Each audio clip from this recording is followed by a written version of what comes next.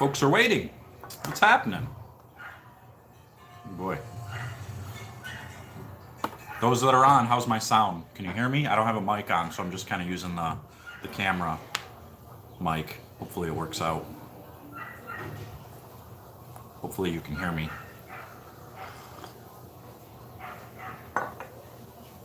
Anybody? Anybody at all? Can you hear me?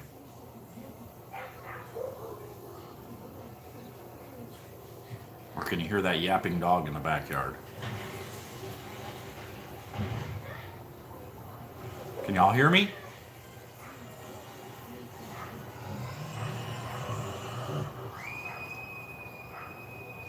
Good. Okay. Sweet. And the dog. Good. So what's happening? How's everybody's quarantine going? Everybody's stay-at-home job now. Everybody's stay-at-home mommies and daddies. Or single parents, or I guess that's the same thing. Cabin fever. Yes. I'm honestly tired of being home. Sick and tired of it. But I'm a good boy, so I listen to what they say. I don't want to get anybody sick or anything like that. I'm sure everybody else is pretty fed up with being at home, not being able to go bowl, not being able to practice, and do all those things. I know I'm kind of tired of not really being able to make videos and do the things that need to happen. Can't make bowlers better if they can't go practice. It's pretty tough. I mean, you can do some at-home stuff. I made some videos on both channels about doing some at-home practicing, but man, it's just not the same. You can only do so much before you're like, all right, I need to go see if this is actually working. I need to go see if I can actually do this with a bowling ball on a bowling lane. But soon enough, I predict this thing will be over quicker than what they're saying. So, yeah, I mean, the good thing is my wife is technically an essential employee, so she gets to leave. The bad news is she's surrounded by the possibility of contracting the virus, and, you know, who knows. But I'm a firm believer we already had it. We're not going to get into all that, though. Not on this channel. Maybe on mine because it's fun, but not on this one. Anyway. Yeah, I agree, Kevin. At-home practice, it's just not the same. It's nice to be able to put some things together, get a practice ball, and be able to, you know, work on certain specific things, but until you can actually get out on the lanes, man, it's tough to know whether it's working or not. So, but hello to everybody from across the globe.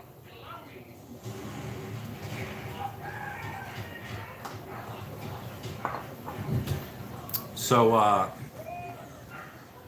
if y'all got questions or anything you want to talk about, let's chat. Let's figure it out. Let's talk bowling. Let's talk whatever you want to talk about other than negativity. I don't want to talk negativity. I'm tired of negativity. We're going to get rid of the negativity. We're going to talk about positive things. Like flowers. Flowers are good. They're starting to bloom. They're getting there. It's like 60 degrees in Michigan right now, although it's really warm or it's really windy. So it's tough.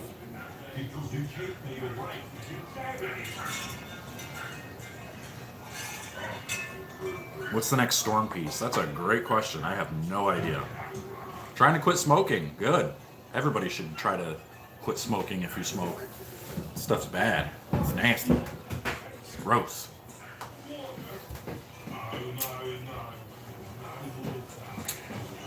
Yeah, everybody saw the nasty storm that went through Jonesboro. Was it last night or the night before? Oh, it was brutal, man. So we're praying for them, that's for sure. That was a big one. That was a big old tornado that had no mercy. That was bad. Hopefully we don't see anything like that anymore anytime soon. But at least the good thing right now is it's warm. There's no snow. It's a little windy, but at least it's nice out. So if we want, we can go for a walk. We can do all that stuff. So.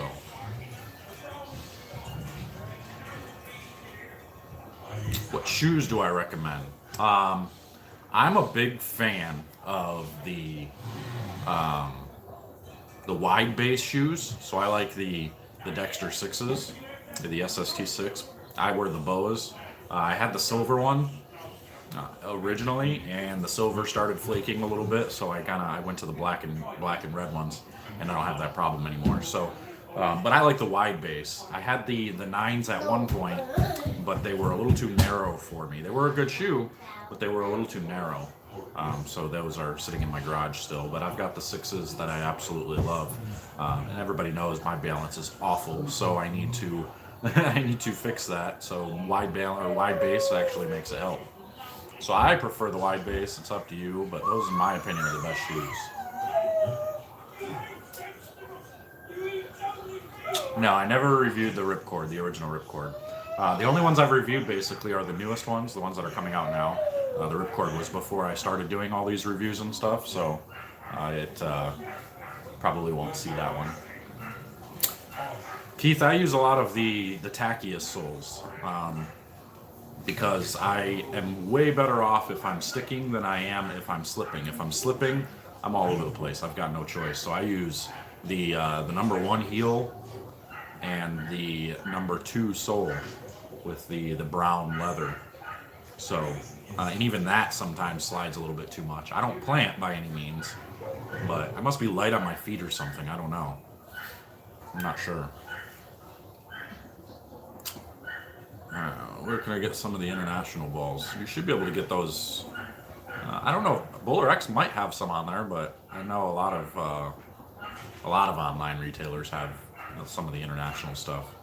And then you go on some of the Facebook pages. There's people that are selling them on there at all. No, I've never thrown any of the pyramid bowling balls, or really any of the off brands other than like Legends and Ford. And I shouldn't even say they're off brand. They're more just not as well known right now. Jackson, what you doing down there? I don't know what he's into. My boy's getting into something downstairs. Raise this up a little bit. Yeah. No, you stay down. Go play with Sissy.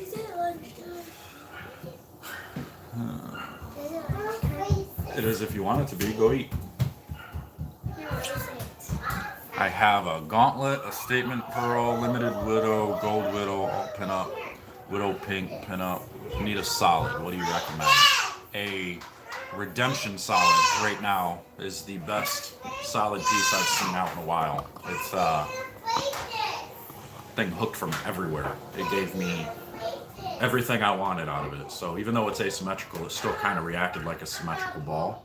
That it was strong enough, it was early enough and continuous enough to give me that super strong motion. So that ball is going to be in my bag from here on out. It looked really good at the World Series. Everybody I saw out there throw it looked really good, and I was a little jealous I didn't have one.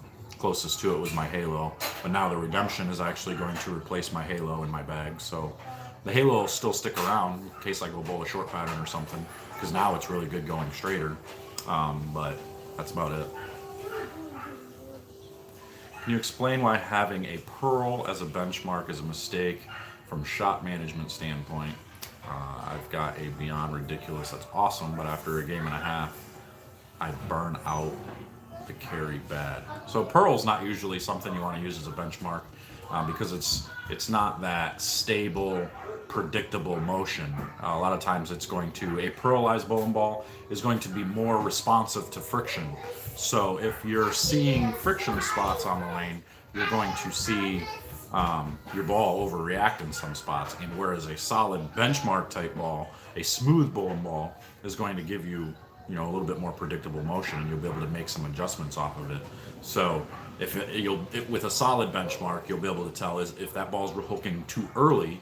Now you could consider going to a pearl, but you'll never see that with a pearl because one shot might hook early, one shot might not. Most times you're not going to use a pearl unless you're a lower rev rate player or you get further left. A lot of times a solid, more surface seems to be a better bet.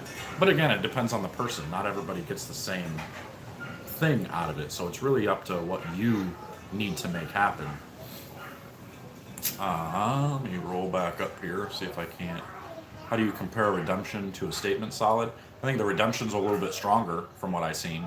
The statement solid was a little smoother, maybe a little bit cleaner than the redemption, in my opinion. Is that why the idle pearl is generally weaker than the other idols, even with the same core? Yeah, I mean it floats through the front a little bit better. That shiny cover is going to get it through the front part of the lane a little bit more. In most cases, not all the time. But I mean, and that goes back to, you got to remember, just because you have a bowling ball that you would say, like say, let's take the idols for instance. You have an idol pro, and an idol pearl. So a solid, a hybrid, and a pearl, and they're all laid out the same. One day that you would think that the solid would be stronger than the hybrid, which would be stronger than the pearl, and then all of a sudden you go and bowl in a certain tournament at a certain place, and that pearl seems to be giving you an overall better motion or overall more hook than what that solid is or what that hybrid is, and vice versa. It could be the hybrid now all of a sudden is out hooking the solid, because you've got to pay attention to how much the ball is hooking. If it's over hooking in the front and kind of bleeding off the energy, it looks like it's not hooking. All it's really doing is actually hooking sooner. It's seeing friction sooner, which gives you the illusion that it's not hooking down lane, because it's using the energy earlier than later. So now those later rolling bowling balls, or those cleaner covers, actually look like they're hooking more, but they're really not. They're just looking like it because they're cleaner through the front and they're not seeing it. So just because, that's why a lot of the times on short patterns you want to use those big solid bowling balls, because they use the energy up and they give you the illusion that they actually go straighter. Whereas a lot of people make the mistake of balling down. They're like, oh, this pattern's short, I need to use a weaker bowling ball and move left because it's hooking so much. That's not the case. Usually you need to use a stronger ball and move further right to have it use up energy and be able to close your angles down to be able to create as much room for error and better entry angle through the pins. So well, I'm gonna make some videos I'm gonna do some more lane play type videos as soon as all these shenanigans are over with and we can get back into the bowling center. I'm going to do some lane play strategy type videos and stuff like that. We're going to implement a lot more stuff here shortly, because we lost a lot of momentum from this little shutdown, because I'm not able to get into the centers to do some things. Although this probably would be a perfect time if I was able to do some reviews. Ain't nobody got anything else to do other than watch videos, so you would think that the viewership would go up. But I'm not seeing that with those at-home videos. Those they didn't do as well as I thought they would, because people are at home and they don't have anything else to do. So I'm gonna make a couple more of them anyway, so you guys can see them. But yeah, if you haven't had a chance to go look at those, go check them out. We made a practice ball out of a styrofoam ball, and I taped it up, put holes in it to where you can actually practice release. You can practice all kinds of different things with it at home, and it's safe. It's not going to break anything, as if you're throwing a bowling ball into the wall. That would not be very safe. So make sure to go check those out. BowlerX discount. I can give you mine. Mine's JRX. It'll give you a discount on most stuff. I don't know what all. I know it's not good on anything brand new, and it's not good on anything that's already on sale. So make sure to try it at least. You never know.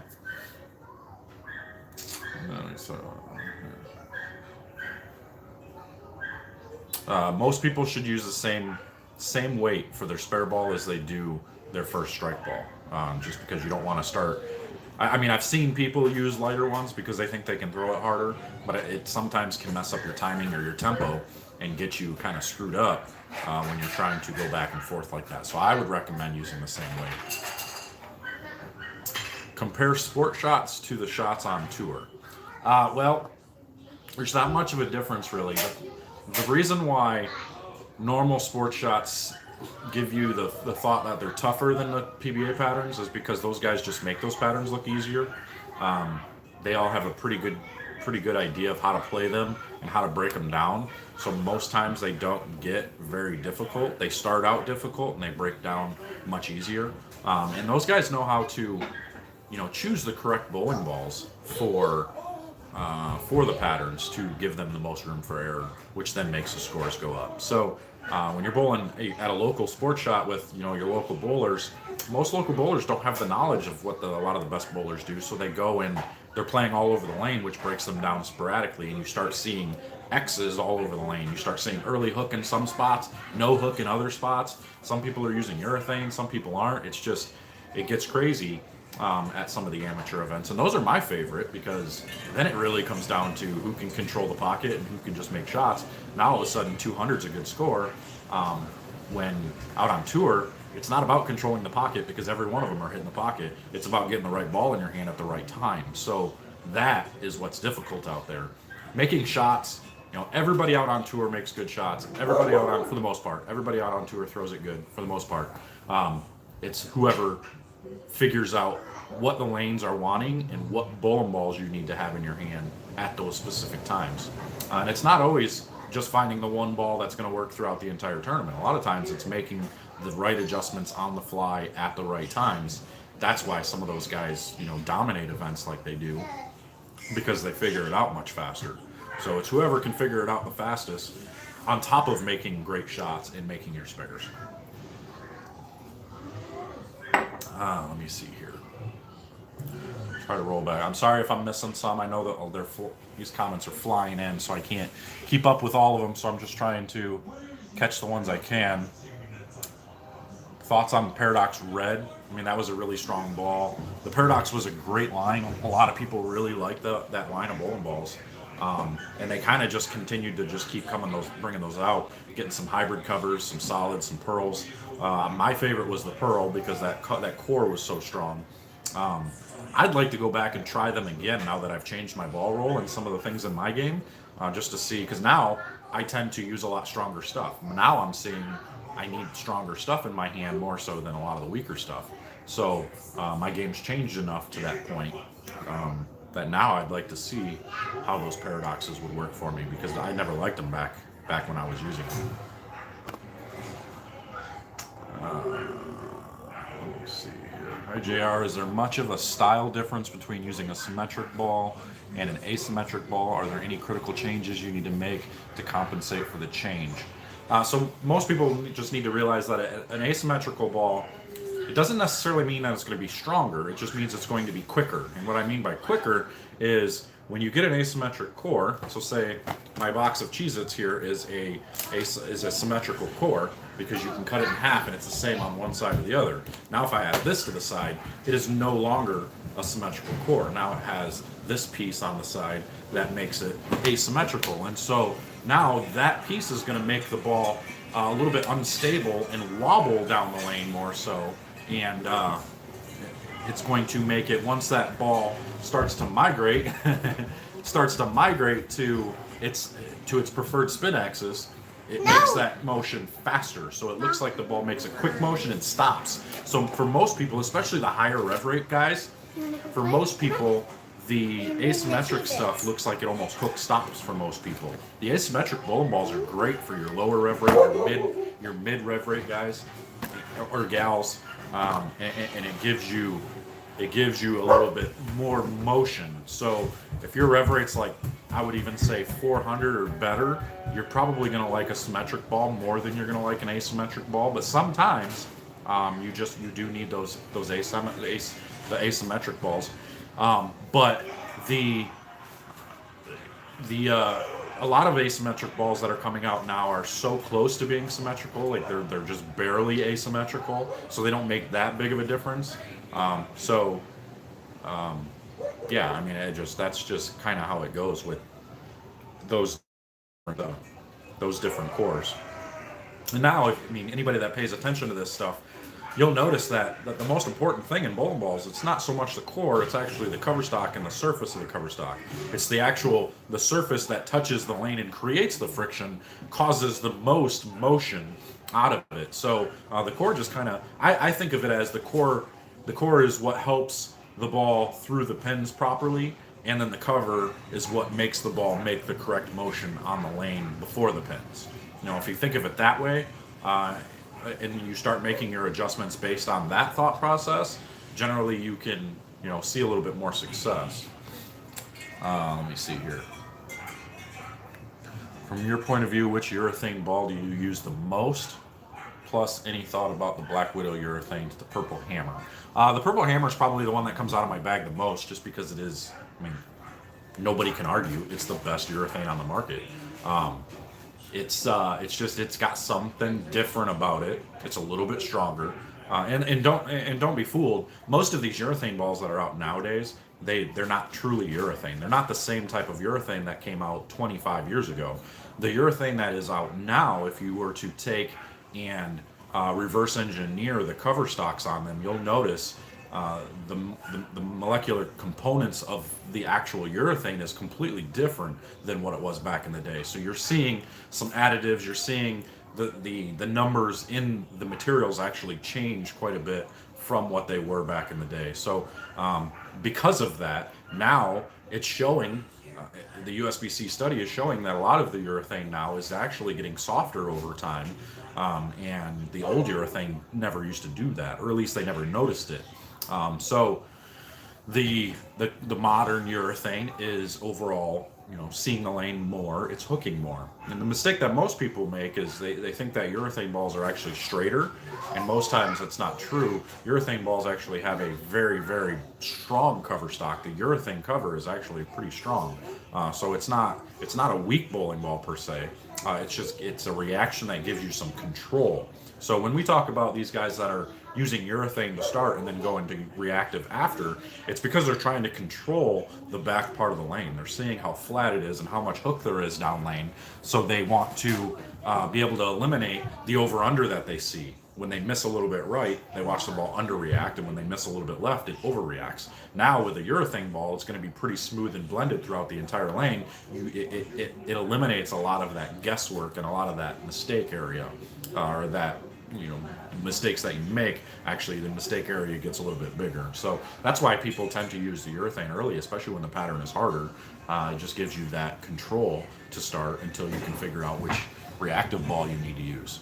So anyway, what else we got here? Let me see. Try to go back up a little bit. I bought the slip-on toe sole to slide due to old shoes are interchangeable is a good idea. Was told to find a good comfortable setup for a sole and heel. Yes, the interchangeables are one of the best inventions that bowling has came out with, because every single place you bowl at is different, and not just every single place, every single pair of lanes is different, because not everybody takes care of certain things on the approaches the same way. So you had open bowlers bowling on your pair before league started, and say they got a little bit of gunk on the pair, and now all of a sudden the left lane has a little tackiness and the right lane is slippery. It makes them a little bit different. So having the ability to change your soles to blend both the pattern or both the lanes out and the approaches is very important.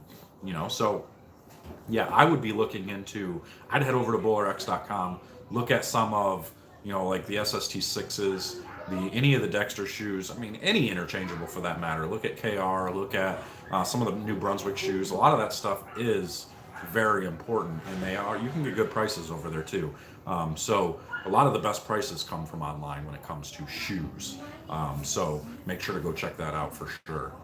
A good curve layout for a DV8 frequency. Well, I mean, if you're looking for a lot of curve, you're going to want to use like a mid-range pin, something at like 4 to 4.25 inches. Try to get that ball to flare quite a bit, get the oil rings to spread out a little bit so more cover stock is touching the lane. The more cover stock you get touching the lane, the more overall hook generally you will see out of a bowling ball. So maybe do something like I don't know your rev rate or your pat, but maybe do something like a 40 degree by 4.25 by like another 30. And that first number is basically trying to tell you how early or how late that core is going to react on the lane, or how it's going to get into its roll. The lower the number, generally the earlier that core is going to try to transfer into its preferred spin axis. And then the second number is your distance from your PAP. It's going to tell you how much that ball is going to flare, which is, in my opinion, the most important number.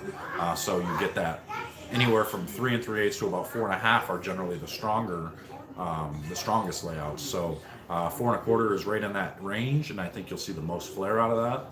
And then that third number it determines down lane reaction. It's going to tell you exactly what your ball is going to do off of the friction, off the back part of the pattern.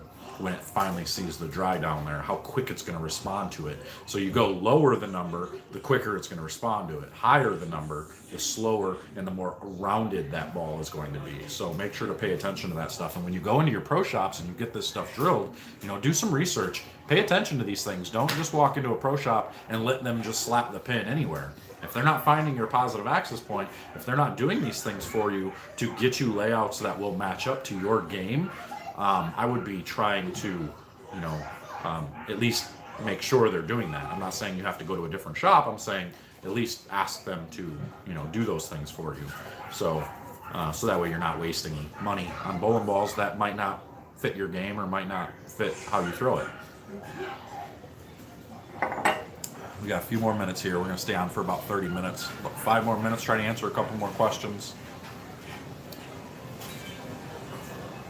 How can you tell when a ball needs to be retired?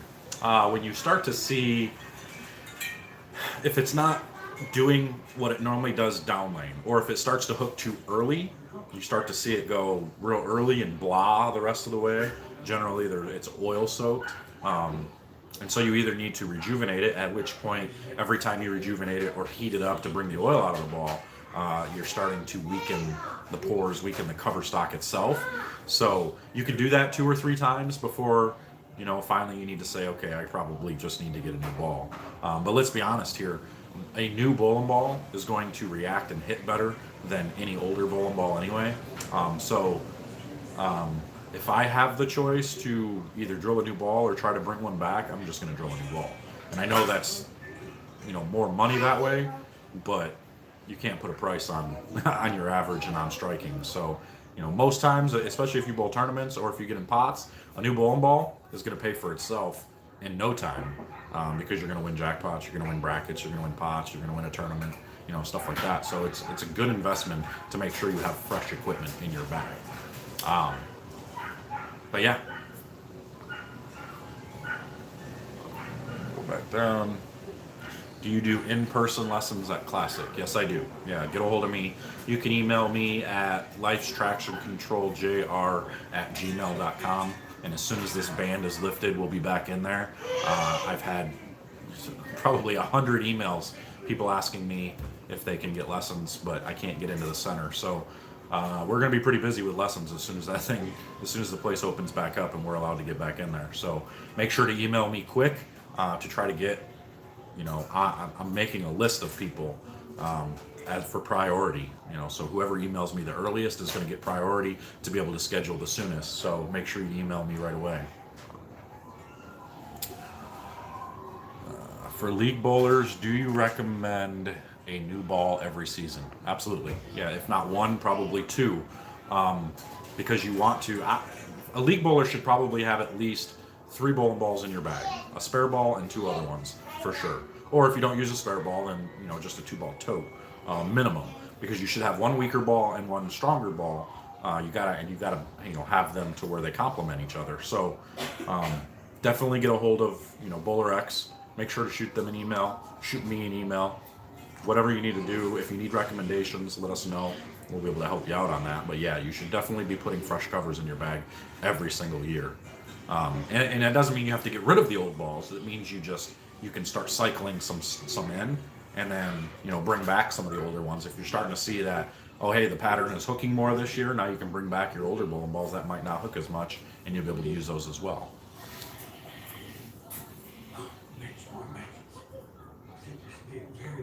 For a low medium oil ball, would you suggest 1500 or 2000 grit CTD True Cut for more surface?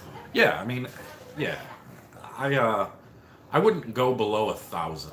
I think, especially if you're just bowling league, I wouldn't be going below 1,000, because you're going to start making that ball hook too early, and you're going to start making it kind of give you the illusion that it's puking, that it's not going through the pins properly. So if you wanted to go straighter, you could use some big surfaces like that, 1,000 or 500, and then you could play straighter with it and kind of get it to blend the pattern a little bit better.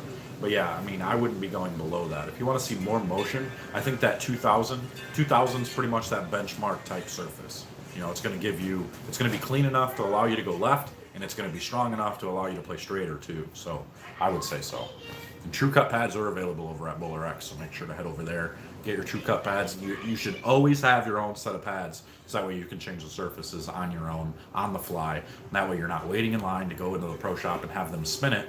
And actually, changing the surface by hand is different than changing the surface by a spinner. Spinner is generally going to smooth the ball reaction out, because the grooves are going to be a little bit closer together and finer. Whereas if you're doing it by hand, you're kind of doing it in a circle, and now you're putting circular grooves in the bowling ball, and they kind of catch the lane a little bit more. So you'll notice sanding a ball by hand makes the ball hook a little bit more than when you do it on a spinner.